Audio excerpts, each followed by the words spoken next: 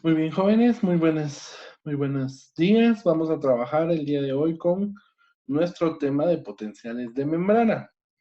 Y es muy importante entender el tema de potenciales de membrana porque a partir de ahora en fisiología nos vamos a dar cuenta de que es un tema fundamental para comprender el resto de las funciones metabólicas y fisiológicas del cuerpo. Hablábamos en su momento que la membrana celular no es un simple aislamiento, no es una simple barrera o no es un simple límite de la membrana de la célula, sino que tiene también sus funciones metabólicas y fisiológicas propias. Y una de ellas, pues, es precisamente el manejar los potenciales de membrana. Pues bien, veamos entonces qué son los potenciales de membrana. El potencial de membrana es o se da debido a que existe un flujo de iones entre los dos lados de la membrana. Hay una cara externa y una cara interna, una membrana interna y una membrana externa. La membrana interna en contacto con el citoplasma, citosol o líquido intracelular y la membrana externa en contacto con el líquido extracelular. Y cuando existe este flujo de iones, porque hemos visto que tenemos mecanismos de transporte a través de la membrana, cuando estos iones pasan de un lado a otro, este flujo de iones genera una corriente eléctrica. A esa capacidad que tiene la membrana de poder generar energía, es a lo que nosotros le conocemos como potenciales de membrana. Si nosotros pudiéramos tener un aparatito como este, obviamente estamos hablando de que microscópicamente se tendría que hacer, y tuviéramos un electrodo en el lado externo, que es el que nosotros podemos observar acá, y ahorita se los vamos a resaltar, un electrodo, y tuviéramos un medidor de la membrana interna, nos daríamos cuenta que del lado externo de la membrana y el lado interno hay una diferencia de energía. A esa diferencia de energía es a la que le conocemos como potencial de membrana.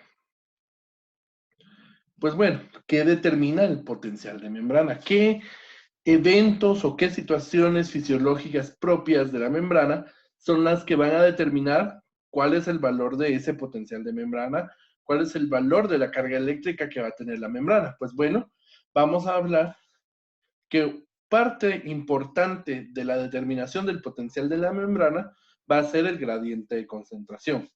Cuando hablamos de gradiente de concentración, se recuerdan que hablábamos de que a ambos lados de la membrana no tenemos exactamente la misma concentración o no tenemos los mismos valores de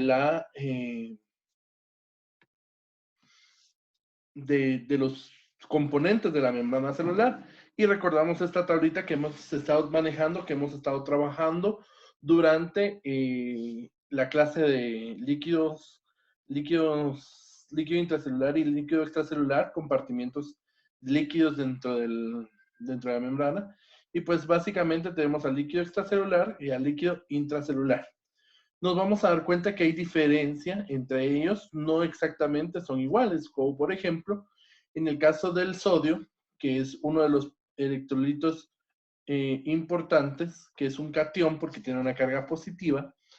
Este catión tiene la característica que su gradiente de concentración es hacia el líquido intracelular. ¿Por qué? Porque su mayor cantidad o su mayor carga está dentro del líquido extracelular, 142, a comparación de los 10 mil equivalentes que tenemos en el líquido intracelular. De manera que hacia dónde se dirige o dónde está la carga eléctrica, acá. Nos vamos a dar cuenta que tenemos acá una carga positiva y aquí tendremos una carga negativa por la diferencia que hay. Aquí hay más y aquí hay menos. Seguimos con el potasio, que el potasio tiene la característica que también es un ion tipo catión por su carga positiva, y aquí se invierten los papeles porque tenemos una carga de 4 o tenemos una concentración de 4 mil equivalentes en el líquido extracelular, mientras que tenemos 140 en el líquido intracelular, de manera que tenemos menos en el líquido extracelular y tenemos más en el líquido intracelular. Aquí, pues se podría decir que va equilibrada la situación.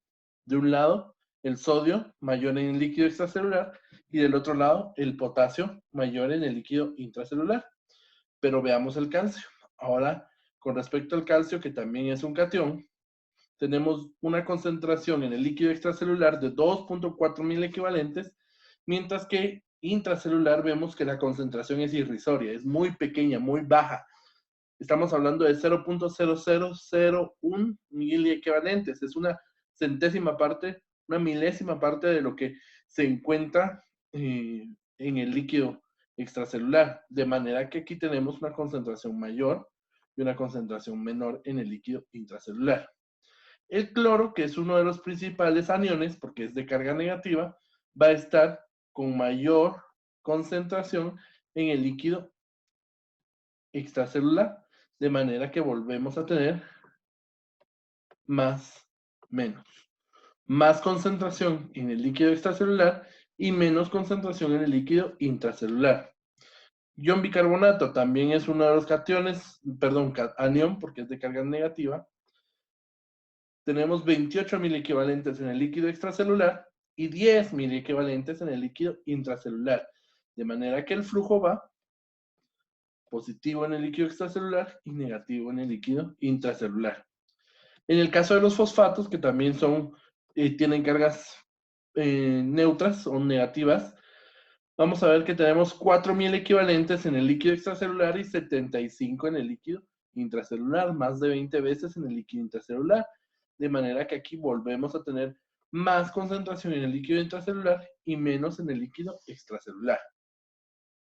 Seguimos con la glucosa. La glucosa, su concentración va hacia el líquido extracelular, con 90 en el líquido extracelular y 20 o 0, dependiendo del momento metabólico de la célula, en el líquido intracelular, de manera que tenemos más en el líquido extracelular y menos en el líquido intracelular. Y finalmente los aminoácidos, que los aminoácidos normalmente tienen cargas negativas. Vemos que tenemos 30 miligramos en el líquido extracelular y tenemos 200 miligramos en el líquido intracelular. De manera que aquí tenemos menos y aquí tenemos más. Si nosotros pudiéramos ver la capacidad osmótica de cada uno de estos elementos, pues junto con ellos van arrastrando moléculas de agua dependiendo de sus concentraciones y de su capacidad osmótica. Recordamos que la molécula con mayor capacidad osmótica de todos los componentes del ser humano es el sodio, que tiene una capacidad de arrastrar, con cada molécula de sodio tiene una capacidad de arrastrar varias moléculas de agua. Ahora bien,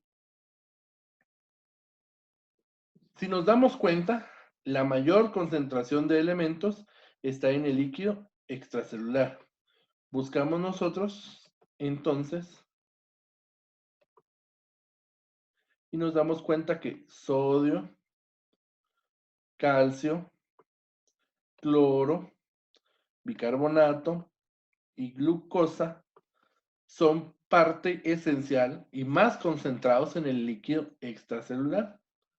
Mientras que, si nosotros vamos y buscamos al líquido intracelular, nos damos cuenta que solo vemos potasio, fosfato y aminoácidos con mayor concentración en el interior de la célula.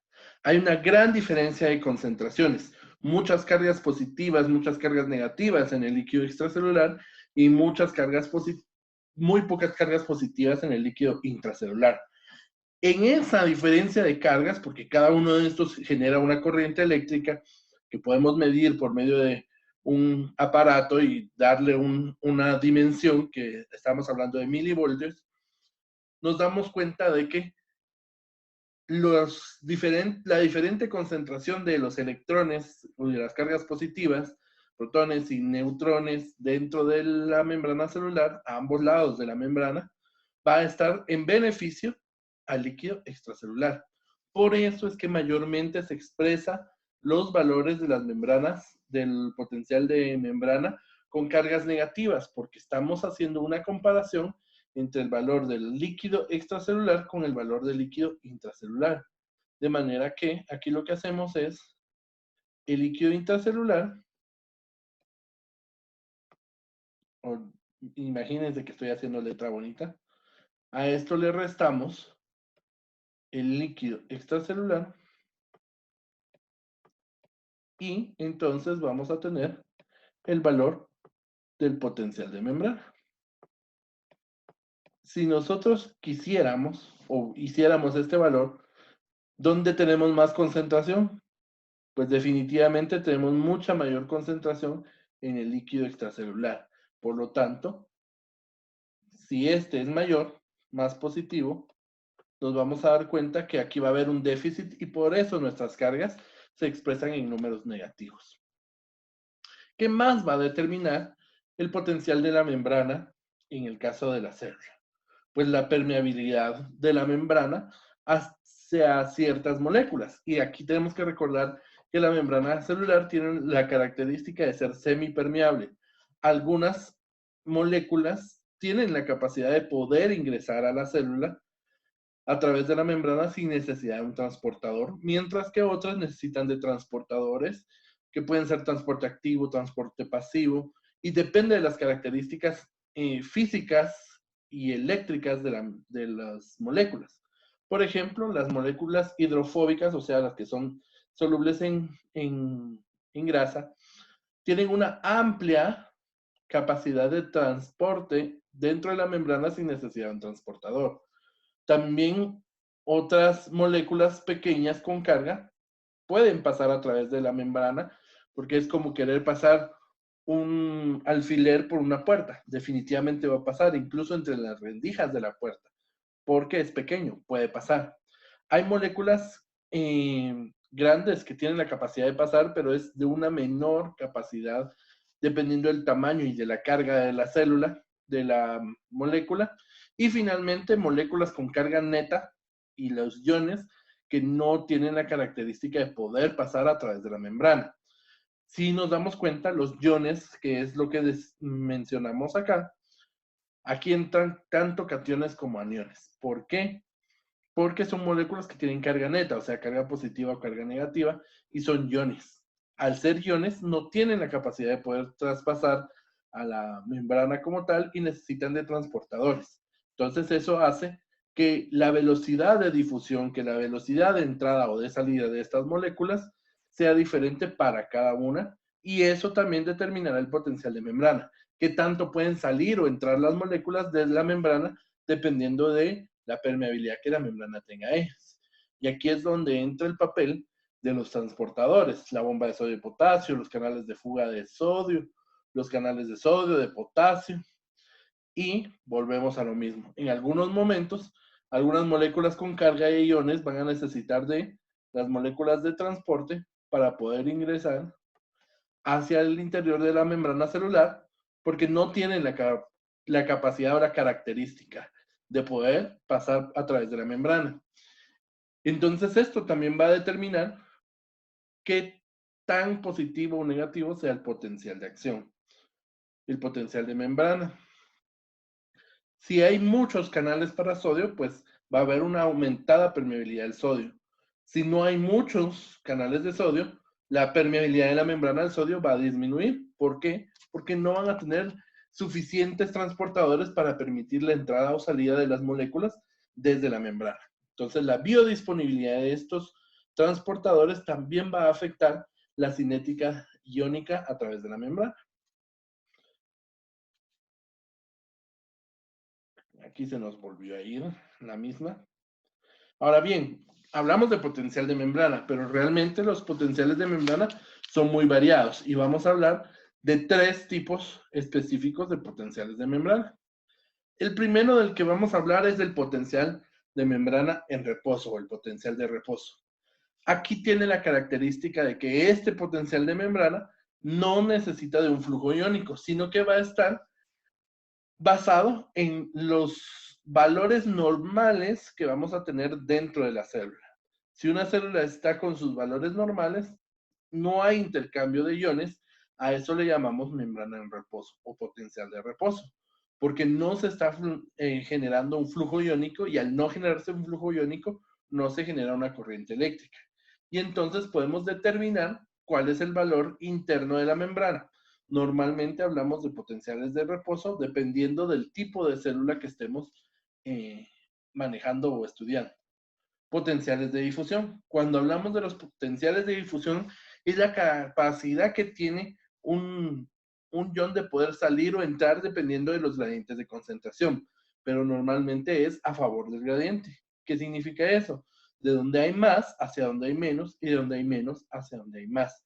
Es la capacidad que va a tener ese ion de poder salir de la membrana. Todo también dependerá de la biodisponibilidad de los canales de transporte que tienen que haber en la membrana para su entrada o salida. Y finalmente, el potencial de acción. Cuando hablamos del potencial de acción, aquí sí hablamos de un flujo iónico. Como ustedes pueden ver en la imagen, no sé qué pasó con ese GIF, pero básicamente las moléculas cambian de lugar, cambian de estar en la membrana interna a la membrana externa, del citoplasma, del líquido interno al líquido externo, y ese cambio de moléculas va a haber un flujo, o va a hacer que haya un flujo iónico neto, y ese flujo iónico va a favorecer o va a garantizar la positividad o negatividad de la membrana. Normalmente el potencial de acción es a través o genera ese flujo iónico, y ese flujo iónico, como recuperamos o como recordamos de la primera diapositiva, el flujo iónico genera una corriente eléctrica. ¿Por qué es tan importante el potencial de membrana? Porque, número uno, gracias a los potenciales de membrana, la célula puede responder a estímulos. ¿A qué tipo de estímulos? A varios estímulos. Pero, ¿será que todas las células responden? Pues básicamente todas tienen la capacidad, o todas las células tienen un potencial de membrana. Pero hay algunas células que tienen la característica de funcionar gracias a las corrientes eléctricas a muy bajo voltaje, como las células especializadas. En este caso, las más importantes son las neuronas, que su función básicamente es esa, transportar señales eléctricas a través de todo el cuerpo, y las células del miocardio, porque tienen la característica de, por medio de la estimulación eléctrica, contraerse y generar el latido cardíaco. Muy bien. Vamos a ver entonces para la siguiente semana, vamos a trabajar potenciales de acción, que van a encontrarlo en el mismo capítulo de potencial, de las potenciales de membrana, que son el capítulo 5 de la fisiología de Wheaton, y vamos a realizar como tarea, pues pasar el contenido de la clase al cuaderno y enviar las fotos por Edmodo. Así que gracias por ponernos atención, gracias por estar acá en estas plataformas trabajando. Las dudas que tengan las pueden hacer llegar a las plataformas digitales que ya todos conocemos, tanto Edmodo, WhatsApp, Messenger, o incluso por medio de la aplicación de Control Total. Nos vemos para la siguiente semana. Ha sido un gusto poderles saludar. Por favor, todas sus dudas, háganlas llegar. Manténganse en casa y juntos vamos a salir de esta. Que Dios les bendiga.